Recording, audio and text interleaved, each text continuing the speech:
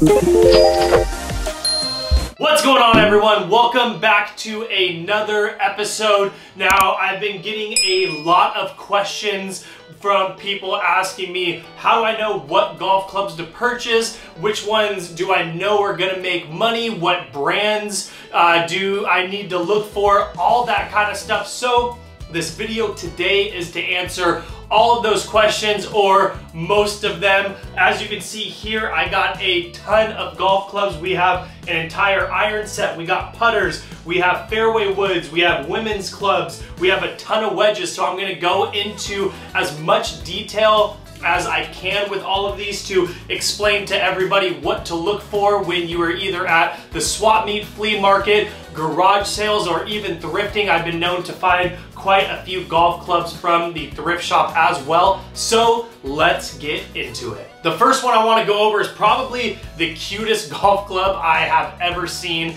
in my entire life. As you can see, it's super tiny. That's because this is a kid's club. If you look at the bottom, it says TaylorMade Rory on it. So that's what stood out to me, is that it is a TaylorMade club. Even though it is a children's club, that does not take away from the fact that it is TaylorMade. So this is going to go for, you know, a couple dollars. Everything that I got on this table, I got for only 80 bucks. So it's gonna be pretty easy to make all of my money back. This one alone, I haven't checked the comps on any of these clubs yet, so I'm just going by what I think they're gonna sell for based off of, you know, how new they are, ones that I've sold before, etc. So this cute TaylorMade kids club with the Rory name on there, that's for Rory McIlroy. I know that this one is probably gonna go for anywhere between maybe $40 and $60. It's really because of the TaylorMade name. So for anybody out there wondering, if you do see the TaylorMade name, you for sure want to buy that club. You also want to check out the condition. The grip is in extremely good condition. The face has, you know, a little bit of damage to it, but it's not going to distract from, you know, how the club is going to be used. So definitely make sure that you are looking for the TaylorMade brand on any form of golf clubs. They make drivers, they make putters, they make irons, wedges, everything. So TaylorMade anything, if you can get it for the right price, be sure and pick that up. This one, you can see that the grip is not in the greatest of condition. That's the first thing that you want to look for when purchasing a club, because, you know, one like this I'm going to sell as is, just because the face of the golf club is in extremely good condition. But normally you would want to take this and get it re-gripped so that when you're selling it, the person that's buying it doesn't have to do anything to it. That's definitely going to raise the value, because their negotiation tactic can be, hey, I'm gonna have to put a new grip on this, or the face is damaged, or I need to get a new club cover or something like that. So you wanna make sure and cut out any of those possibilities. This is another TaylorMade club. Like I said, as you can see on the bottom, it says TaylorMade. This is the Rosa putter. Now these ones, you know, don't sell super quick, but you can get anywhere between $50 and $60 for it. The shape of this putter is called a mallet putter. There's other ones that, you know, are usually chopped off right about here. That would be your blade putter. This one also, just for example, is a mallet putter as well. So if you look at the face of this putter, also it's in pretty good condition. Overall, the entire head of the putter, you know, isn't really damaged. You want to make sure when you're picking up putters that the head is in good condition, just because that's going to, you know, really impact how you putt the ball if it is damaged. Putting the ball is when you are on the green, you actually lay this on the ground, you putt it to get the ball into the hole. So you want your putter to be as accurate as possible. Otherwise, it's just not going to be good equipment to use. So again, this TaylorMade Rosa putter, if you can see at the top too, it says Mezza Monza. Not totally sure what that means, but I think that's just the brand and style of this actual putter. TaylorMade has a huge line of putters, anywhere from the spider putter, you have your standard blade and mallet putters, then you have your Rosa. So this one is more of a specialty putter more than anything. This one I'll probably get anywhere between $50 and $70 for, because it does come with the club cover as well. Even though it is semi-damaged, it's still going to sell for top dollar for sure. Now the next one, this is a little bit more of an older style putter. As you can see with the grip, it's cracked and damaged. That's because it is an older model, and they used a different grip back in the day. So this one obviously has some sun damage or something to it. But as you look at the bottom, this is a ping putter. So this is different from the TaylorMades. What's cool about this is that these are more collector putters, and also again, this is your mallet style because it's got this dipped out back right here. So this one, if you read the back, it says Karsten Corporation, P.O. Box, Phoenix, Arizona. That's where these were made. A lot of these style ones are collectors putters. The shaft is in really good condition. The head is, you know, you definitely can see some wear and tear on that, but that is because it is a little bit older school. I've sold one of these before for $80. I've sold another one for $40. So when you are hunting, you want to make sure that you are looking at all aspects of all of the clubs. Do a little bit of research. What I like to do is go on eBay and type in whatever is on the golf club. What's really good about golf clubs is that all the information you need is right on the face. So for example, this one, it says TaylorMade Rory. So you know that's a TaylorMade Rory putter. This one, like I said, is the TaylorMade Rosa. So you know the style. So really you can just type that in. With putters as well, you want to be sure and put the length of the item, because that's really important for me. I play a much shorter putter, so I be sure and chop it down whenever I purchase a new one. So, you know, for different individuals' heights, you want to make sure that the putter aligns with them. You don't want them to purchase something like this and it be too long or too short, etc. Again, that can kind of take down the value of the club. So these ones, again, you can see ping there on the back. Make sure you do your research when it comes to these older model ones, because even though it looks older and could even be damaged, it still could be a collector's club.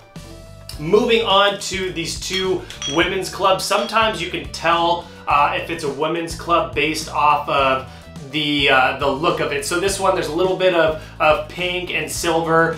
So that normally, you know, goes for the women's clubs. Men's clubs colors are usually pretty neutral. You got black, silver, blue, things of that nature. Also on the back, it says W, that's for women. And women's clubs are gonna have lighter shafts as well. So this one is 55 grams. And this one is 55 grams as well. So again, like I said, you can tell what club it is based off of what it says on there. So I know it's a women's 55 gram Callaway.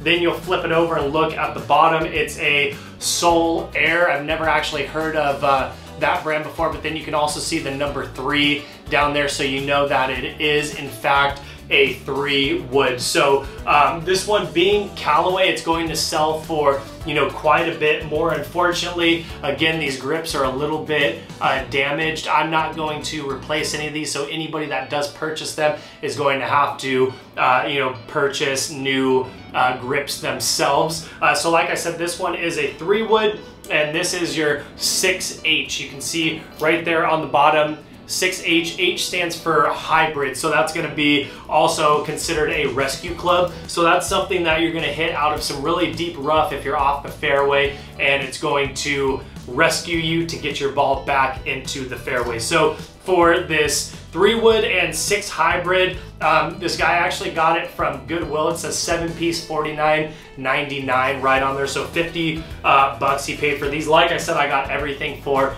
$80. I'm gonna have to do a little bit of research on these, but I'm pretty sure I could probably sell both of these for about $80 to $100. They are newer age. You can just tell based off of the technology. So like I said, you want to make sure and do your research with these kind of things, because that's how, you know, you really start to gain knowledge and know what to look for.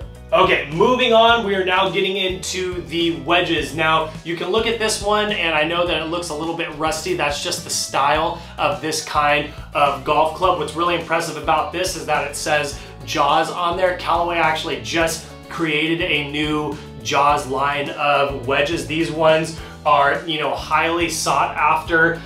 You could probably grind off or remove some of the rust, but that's just the style that happens to it over time. Doesn't really impact the play at all. I can also look at here and see that it's a Golf Pride grip, so this is going to be an aftermarket grip. So somebody obviously really liked this wedge enough to put an aftermarket grip on it and, you know, take good care of it. What you can see down at the bottom as well is it says 58cc. So your cc, that's actually going to tell you what the bounce of the club is, whereas the 58 is the degree of the club. So your wedges are going to be anywhere between 45 degrees and the highest one I've ever seen is 68 degrees. So the higher the degree, that's going to be the shorter distance the club will let the ball travel. So this one is going to be pretty close to you know, the highest degree that I've ever seen. You could probably hit this 58 degree anywhere between, you know, 40 to 100 yards based off of your stock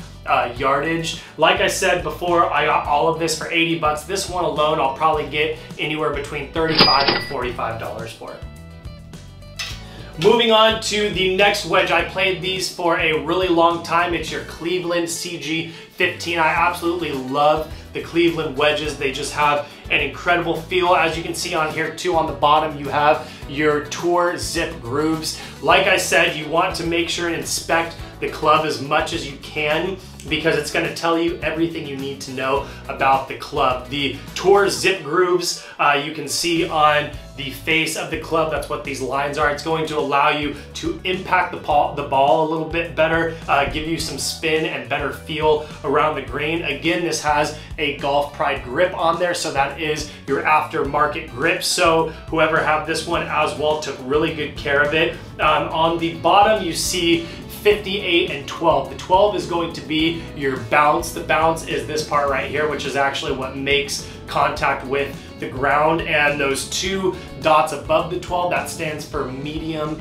bounce. All right, so it's going to be a 58-degree face with a bounce of 12, and that's going to be your medium bounce. So a club like this could probably get, you know, $50 or $60 for this, especially because it's the Tour zip grooves and the face is in good condition.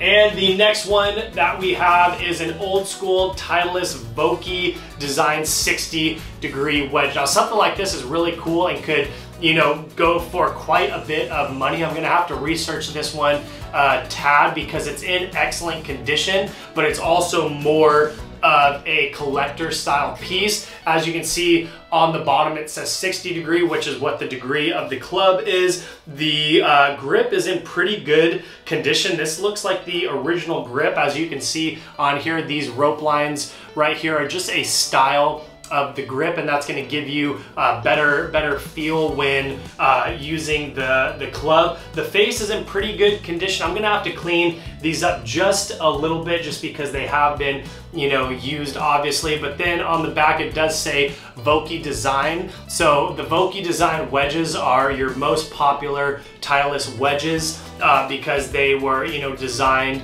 by, I forgot the guy's first name, but I believe his last name is Vokey, which is, you know, why you know, they are called that. So for something like this, I'm thinking if it is a collector's style club, I could get maybe $80 to the right person. And we're done with the wedges. We are going to move on to your high irons and your driving irons. So this one first is going to be your Ping I2 red dot, as you can see on the back. And this one is a 1 iron, also known as a driving iron. So if you have a driver, it's probably anywhere between 9 degrees and 12 degrees. I myself play a 9-degree driver, but a lot of people don't always hit those super well, so they decide to go to the 1 iron driving iron. Now, this one is going to go for quite a bit. I can probably get around $100 for this. The Ping I series, even though this is an older style club, go for quite a bit of money. You have the red dots, you have blue dots, you have the black dots. So you want to make sure when you come across these kind, there's Ping I's, there's Ping I2, there's Ping Zings, really Ping anything that looks like these with the cavity back style. That's where this indentation is right here. It's going to be worth a little bit of money. We're gonna get into a set that I got in just a little bit. These are all left-handed, but they are the red dots, so these are gonna sell pretty well. So like I said, for anybody that doesn't like hitting irons, this is going to be the club to use. This thing, I'm probably gonna be able to get about $80 to $100 for it. And the next one we have is another Ping Eye. So this is the edition prior to the Ping Eye 2. You can see in the middle, it's got your orange kind of cat looking eyeball right there. So that's gonna be your orange dot. Again, on the back, Phoenix, Arizona, Karsten, just like the putter. This is a older style model, but it still goes for quite a bit of money. It's got a really good grip on it still. The face is in, you know, somewhat good condition, but this is going to be your 5 iron. That's what the 5 stands for. So this isn't a driving iron. You can probably hit this 5 anywhere between 200 to 220 yards, again, based off of your stock yardage. But this thing I'll probably be able to get $40 to $60 for it. And finally, we're going to get into this entire set of irons. On the back, you can see they are the Ping Eye 2. It looks like we have a 3, 4, 5, 6, 8, and 9. So we're missing a 7 and a pitching wedge. When it comes to irons, your highest iron is going to be the 1 iron. Your lowest iron is going to be a 9 iron, but then you'll see a P on one of them as well. That stands for your pitching wedge, and then it goes into your wedges from there. So we are missing a pitching wedge and a 7 iron, which is a little bit of a bummer, but these things still sell for a pretty good price. I sold a set of black dots the other day for $130, and they weren't complete either. So this one I could probably get anywhere between, you know, $150 to $200 for, to the right person. They are left-handers, so it's gonna take a little bit more to get these ones sold. But overall, if you're looking for a good set of wedges to start with, these are